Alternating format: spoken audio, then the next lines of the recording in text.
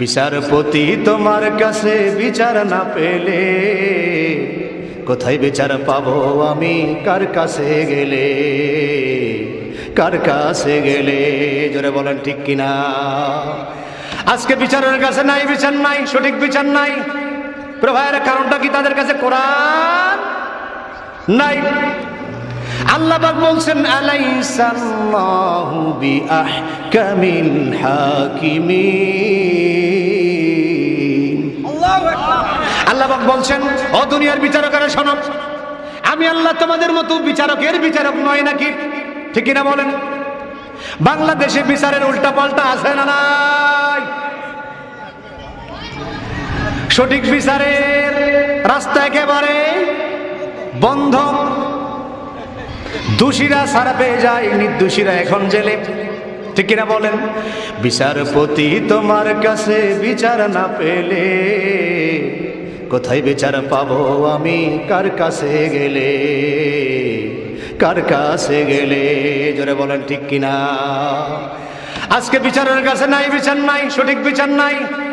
প্রভায়ের কারণটা কি? তাদের কাছে কোরআন নাই, জন্যই তারা সঠিক বিচারও করে না।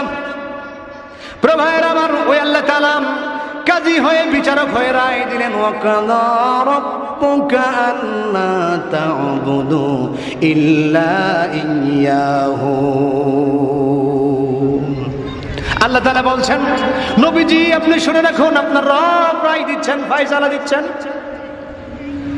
আপনার রব রায় দিলেন, ফয়সালা দিলেন। রায় ফয়সালাটা কি? আল্লাহ তাআলা বলছেন, আল্লাহ তা'বুদু ইল্লা ইয়্যাহু, আল্লাহ ছাড়া কারো গোলামি করা যাবে, আল্লাহ ছাড়া কারো ইবাদত করা যাবে না। প্রভায়েরা আমার, তাহলে এই আয়াত থেকে বোঝা যায় আল্লাহ তাআলা বললেন আল্লাহ তা'বুদু ইল্লা ইয়্যাহু, ও মানুষেরা, ও আমার বান্দারা, আল্লাহ ছাড়া কারো গোলামি করো না। আল্লাহ কেন বললেন এই কথা? এখানে সূক্ষ্ম প্রশ্ন আছে বন্ধু। আবার আয়াতের প্রতি গবেষণা করে দেখলাম আল্লাহ কেন বললেন আল্লাহ তা'বুদু ইল্লা ইয়্যাহু। আল্লাহ বলছেন, ও বান্দারা, তোমরা আল্লাহ ছাড়া কারো অন্য কারো গোলামি করো না।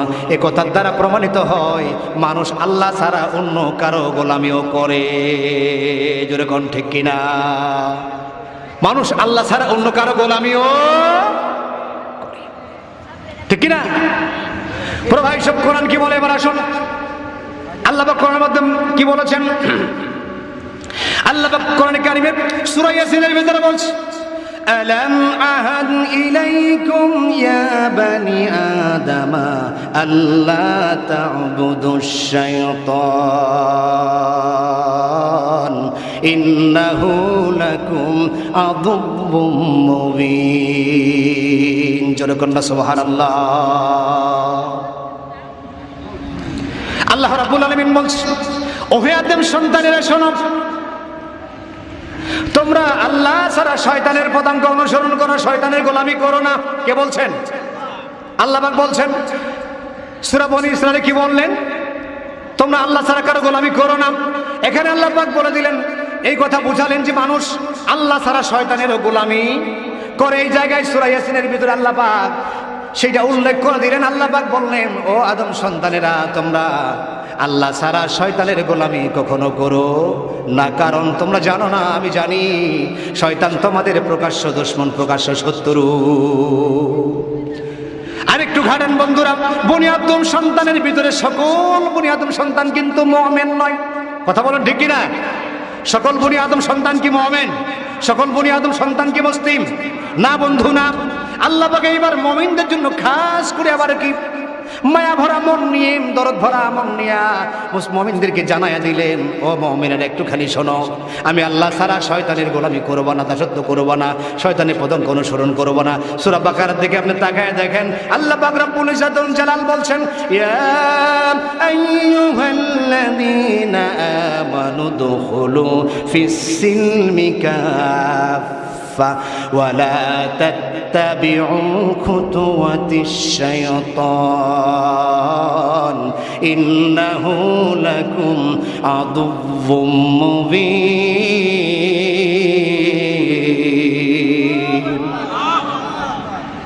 আমার ভাইয়েরা, মুমিনদেরকে আল্লাহ পাক কত ভালোবাসে একটুখানি খেয়াল করে দেখেন। আগের আয়াতে বললেন বনি আদম সন্তান শয়তানকে অনুসরণ করো না, শয়তানের গোলামি করো না। এখানে আল্লাহ পাক মুমিনদেরকে উদ্দেশ্য করে নিয়ে বলছেন, ও মুমিনেরা কান লাগাও, তোমরা ইসলামের ভিতরে পুরোপুরি ঢোকো, পুরোপুরি ঢোকো। জোরে বলুন সুবহানাল্লাহ। আংশিক ঢোকা যাবে না, পুরোপুরি ঢোকো। আর শয়তানের পদাঙ্ক অনুসরণ করো না, কারণ শয়তান তোমাদের প্রকাশ্য দুশমন। কিভাবে দুশমন ভাইয়েরা আমার? আল্লাহ পাক বলছেন, ও দুনিয়ার মুমিনেরা শোনো, শয়তান কিন্তু তোমাদের বাবা মা আদি পিতা আদম আলাইহিস সালাম, মা হাওয়া আলাইহিস সালামকে ধোঁকা দিয়া বোকা বানায়া দুনিয়া নামক কূপের মধ্যে নামিয়ে দিয়েছেন। আবারও তোমাদেরকেও কিন্তু কি ধোঁকা দিয়া বোকা বানায়া দুনিয়া নামক গর্ত থেকে আবারও কিন্তু জাহান্নামের গর্তে তোমাদেরকে কিন্তু ফেলায়া দেবে। জোরে কোন ঠিক কিনা? শয়তান আমাদেরকে কি জাহান্নামের দিকে ডাকছে, ঠিক কিনা বলে? আমাদের যুবকদেরকে কোন দিকে ডাকছে বলেন তো? জাহান্নামের দিকে ডাকছে। ভাইয়েরা আমার, একটুখানি কান লাগান। এই জন্য আল্লাহ পাক বলছেন, ও দুনিয়ার মানুষেরা খেয়াল করো, শয়তানের পদাঙ্ক অনুসরণ করো না, কারণ শয়তান তোমাদের প্রকাশ্য দুশমন। এখন আপনার সন্তান মনে করেন ঢাকাতে যাবে, আপনি বলছেন বাবারে ট্রেন যুগে গেলে ভালো হয়, ট্রেনে কোনো ছিনতাই গাড়ি ওঠে না, মাঝে মাঝে বাস কিন্তু ডাকাতি হয়, এই রাস্তায় যাওয়া যাবে না।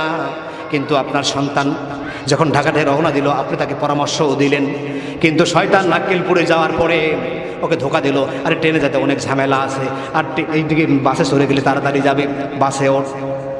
মাঝ পথে যে ডাকাতের আক্রমণে ধরেছে, তার মাল সামা যা ছিল সব কেট্টিগুড্ডু কেড়ে নিয়েছে। এইবার মুখটা মলিন করে বাড়িতে ফিরে আসতেছে। আসার পরে আপনার সামনে বলছে, বাবা আমি তো ঢাকা যাওয়ার মাঝ পথে ডাকাতের সম্মুখীন হয়ে গেলাম, ডাকাত আমার মাল গাড়ি যা সব কেড়ে নিয়েছে। বাবা বলে, কোন পথে গেছিস? বাস পথে। বাবার মন ভালো না খারাপ? কথা বলতে হবে, মন ভালো না খারাপ? কারণ বাবা আগেই তো উপদেশ দিয়েছে, ঠিক কিনা বলেন? আমাদের অভিভাবক আল্লাহ তাআলা আমাদেরকে আগেই নসিহত করেছে, তোমরা শয়তানের অনুসরণ করো না, শয়তানের পদাঙ্ক অনুসরণ করো না, শয়তানের গোলামি করো না। শয়তান তোমাদের ধোঁকা দিয়ে বোকা বানায়া দুনিয়া নামক গর্ত থেকে আবারও কিন্তু জাহান্নাম নামক গর্ততে তোমাদের ঢুকে দেবে। ভাইয়েরা আমার, আল্লাহ তাআলা বলেন, আল্লাহ তা'বুদু ইল্লা ইয়াহু, আল্লাহ ছাড়া কারো গোলামি করো না, আল্লাহ ছাড়া কারো ইবাদত করো না।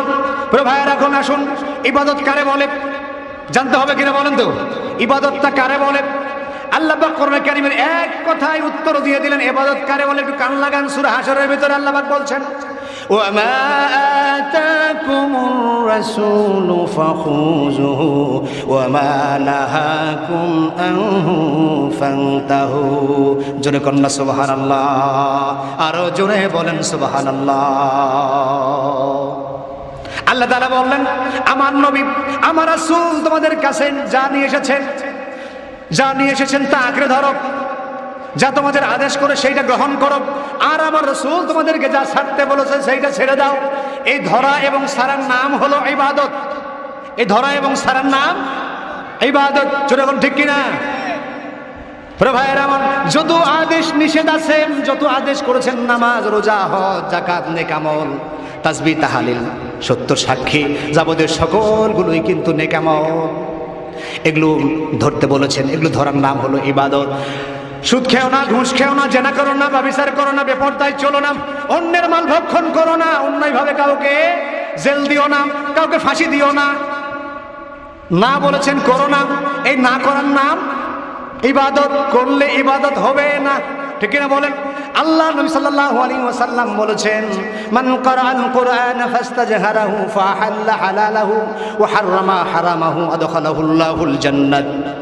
আল্লাহ নবী আলাইহিস সালাতু ওয়াস সালাম বলেছেন, ও দুনিয়ার মানুষেরা শোনো, যারা কোরআনে কারীম তেলাওয়াত করে, কোরআন পড়ে এবং কোরআনকে প্রকাশ করে দেয় এবং হালালকে হালাল হিসেবে জানে এবং হারামকে হারাম হিসেবে জানে, এই জানার পর তারা আমল করে, আল্লাহর নবী বলেছেন ওই সমস্ত মানুষগুলোকে আমার আল্লাহ রাব্বুল আলামিন জান্নাতে ঢুকায় দেবে।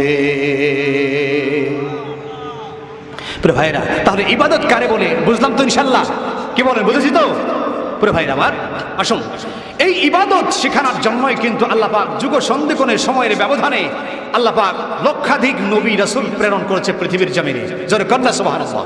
ইবাদত কিভাবে করবেন এটা শেখানোর জন্য আল্লাহ পাক রব্বুল ইজ্জত ওয়াল জালাল কিন্তু কি করেছেন বলেন তো, নবী রাসূল পাঠিয়েছেন, ঠিক কিনা বলেন?